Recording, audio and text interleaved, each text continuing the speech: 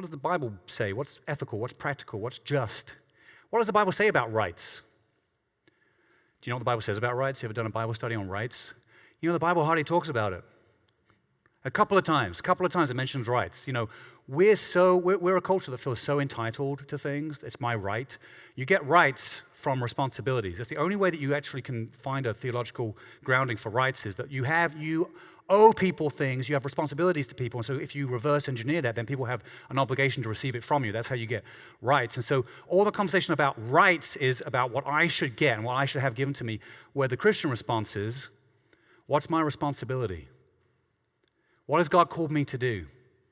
So I can't really lay out for you a very clear or well-articulated answer to, is healthcare a human right? It's too complicated. I don't have the time for it. It's giving me a headache. I need some medicine to deal with my headache. Need some healthcare. But here's what I will say. I'll say that we have some big responsibilities.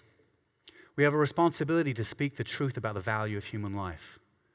Those who might be in a situation where they might make a terrible decision that they might regret, to actually be bold enough in love and grace to share with them the truth. But also to sponsor children who are orphaned or who are put up for adoption. But also, maybe God's calling us to adopt. Maybe God's put adoption on your heart. It's easy to talk about these as abstract concepts, or what's the right answer, and to miss, what does God want me to do? How can I be part of the solution? How can I care for the vulnerable? How can I care for those who have been in terrible, dire situations of no fault of their own? How can I alleviate that suffering? How can I be somebody to bring that? That's justice. That's mercy. That's what God's called us to do.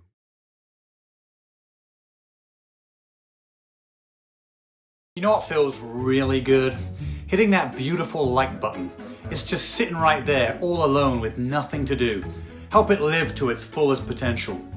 You know what else feels really good? Embracing that subscribe button.